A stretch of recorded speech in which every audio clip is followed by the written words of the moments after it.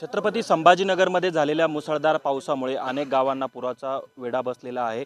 वैजापूर तालुक्यातल्या नारायणपूरमध्ये रात्रीपासूनच अनेक कुटुंब हे त्यांच्या कुटुंबाला विळखा पडल्याने संपूर्ण कुटुंब अडकलेलं होतं आणि त्याच ठिकाणी जिथं रोज येण्यासाठी 5 मिनिटं लागतात त्या ठिकाणी आज त्या रस्त्यांवरती येण्यासाठी 2 तास लागते. ट्रॅक्टरवरतून प्रवास करावा लागला.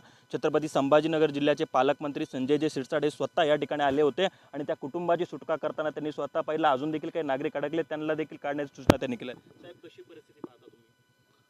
काल रात्रीपासून आमचे सहकारी आमदार बोरणारे हे सतत त्यांच्या संपर्कात होते. बाहेर पडायची काही लोकांचं तर जे घर आहे तिथून कसं जायचं या पुरातून म्हणून भीतीपोटी ते बाहेर येत नव्हते. मी कलेक्टरांना सूचना दिल्या होत्या. आज रेस्क्यू करून त्यांना सर्वांना आपण बाहेर आणलेले. आता 4 जण बाकी ते आता येत आहेत. जवळपास 25 लोक तिथं अडकली होती. गावाचा जो येण्याचा रस्ता आहे तुम्ही पाहिला असेल, मी असेल, बोलणारे असतील किंवा आम्ही सर्वजण, ट्रॅक्टरने सुद्धा येण्यासाठी रस्ता बरोबर नव्हता, अशी अवस्था आहे. एका कार्यकर्त्यांनी आता तुम्ही पाहिलं असेल की इतकं इमोशनली त्यांनी सांगितलं की आमची मुलं वारलीत, शेतातलं पीक गेलं, याचा अर्थ आमचं सर्व उद्ध्वस्त झालेलं आहे. सरकार निश्चित मदत करेल, परंतु आम्ही सर्वजण या संकट काळामध्ये त्यांच्याकडे ज्या पोहोचू शकलो याचा आम्हाला थोडासा का होईना आम्हाला वाटतं की आम्ही त्यांना दिलासा देण्यासाठी पोहोचू शकलो. अशी परिस्थिती यापूर्वी कधीच झाली नाही. ही अनुभवतात ते सर्व शेतकरी जे अनुभवत आहेत ना, ते इतकं विचित्र आणि इतकं दर्दनाक आहे की मला वाटतं अशी वेळ दुश्मनावर पण येऊ नये. परंतु निश्चित आम्ही हे सर्व अनुभवतोय. सरकार CM साहेबांशी मी बोललो, डेप्टी CM साहेबांशी बोललो. त्यांनीसुद्धा सांगितलं की काही काळजी करू नका, शेतकऱ्यांना सांगा आम्ही तुमच्या पाठीशी आहोत. देवेंद्र फडणवीस साहेब बोलले, बोलणारेसुद्धा त्यांच्याशी बोलले, एकनाथ शिंदे साहेबांशी बोलले.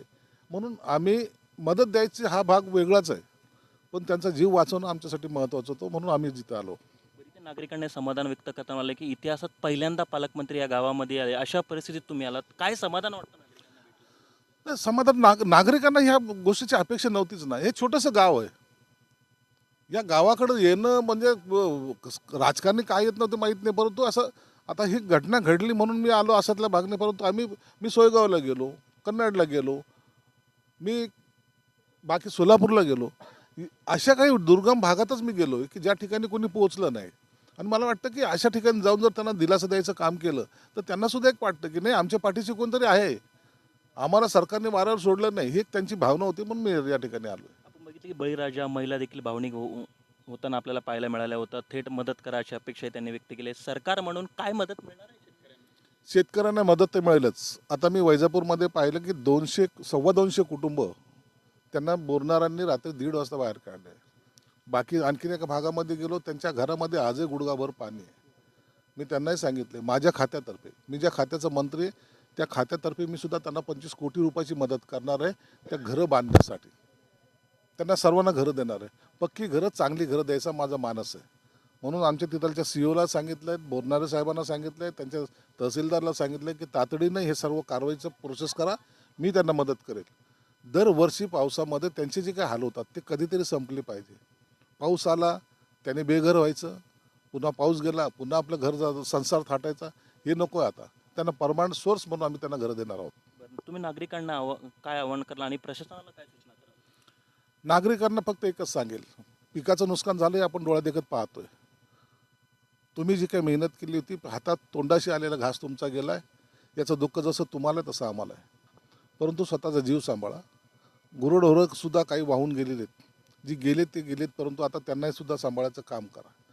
शेतीचं नुकसान भरून काढता येईल, पण माणसाचा जीव पुन्हा परत आणता येणार नाही, म्हणून स्वतःची काळजी घ्या. सरकारला हीच विनंती असेल की आता जशी घोषणा सरकारने केली, आता आम्ही पंचनामे ह्या सरसकट पंचनामे करणार आहोत. एक राहायला गेला असं नाही होणार, ह्याचे सरसकट पंचनामे होतील, ड्रोननी पंचनामे होतील आणि शेतकऱ्याला भरघोस मदत देण्यासाठी आता मंगळवारी होणाऱ्या कॅबिनेटमध्ये सुद्धा आम्ही त्या संदर्भात चर्चा करणार आहोत. स्थानिक आमदार रमेश बोरनाडे देखील आपल्यासोबत. सर, कशा पद्धतीने तुम्ही रात्रीपासूनच विधानसभा मतदारसंघात फिरताय, अशा अनेक ठिकाणी जिथे जाऊ शकलात, जिथे इंडियाची टीम देखील जाऊ शकली नाही, काय परिस्थिती पाहताय सध्या? वैजापूर गंगापूर तालुक्यामध्ये नारंगी सारंगी असेल, शिवना असेल, बोरदहेगाव असेल, मान्याडा असेल, खारी खामगाव असेल, हे सर्व धरणं त्या ठिकाणी भरून गेलेले आहे. आणि या धरणामधून जो विसर्ग त्या ठिकाणी सुरू झाले तो मोठ्या प्रमाणामध्ये आहे. आणि रात्रीपासून आदरणीय पालकमंत्री महोदय त्या ठिकाणी संपर्कात आहे. मी एक एक तासाला त्यांना रात्रीपासून त्या ठिकाणी फोन करतोय. सकाळी त्यांनी सगळं बंद केलं आणि वैजापूरला मग सगळ्या ठिकाणी भेटी देण्याचं काम केलं. मी या ठिकाणी एवढंच सांगेल का आता जे पालकमंत्री महोदय सन्माननीय संजयजी शिरसाट साहेबांनी सांगितलं का आम्ही शेतकऱ्याच्या पाठीमागं भक्कमपणाने त्या ठिकाणी उभा आहे. आदरणीय फडणवीस साहेबांचं फोनवरती बोलणं त्यांनी करून दिलं शिरसाट साहेबांनी. आदरणीय एकनाथरावजी शिंदे साहेबांचंही बोलणं त्यांनी त्या ठिकाणी करून दिलं. आणि दोन्ही नेत्यांनी एकच सांगितलं का आपण शेतकऱ्याच्या पाठीमागं खंबीरपणाने त्या ठिकाणी उभा राहू. मी शेतकऱ्याला फक्त एवढीच विनंती करील का जीव महत्त्वाचा आहे. पीक गेलं दुःख आहेच, कारण शेवटी तोंडात येणारा घास त्या ठिकाणी गेलेला आहे ना, ते मदत त्या ठिकाणी मिळणार आहे, परंतु आपला जीव महत्त्वाचा आहे. आणि म्हणून आम्ही रात्रीपासून ज्या ज्या ठिकाणी मी साहेबांनाही बोललो का नारायणपूर असू द्या, तिकडं बाबुळगाव असू द्या, भिवगाव असू द्या, लासूरचा काही परिसर, मग त्यामध्ये आवाळी वस्ती असू द्या, हरिचंद्री वस्ती असू द्या, जिथं जिथं माणसं अडकलेले ते काढण्याचा त्या ठिकाणी NDRF मार्फत प्रयत्न करतोय.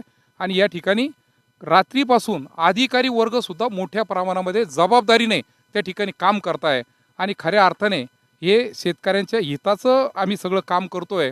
हे काय आम्ही खूप मोठं करतो असं नाही, परंतु शेतकऱ्याचं हित कुठेतरी असलं पाहिजे आणि ते डोळ्यासमोर ठेवून आम्ही त्या ठिकाणी काम करतोय.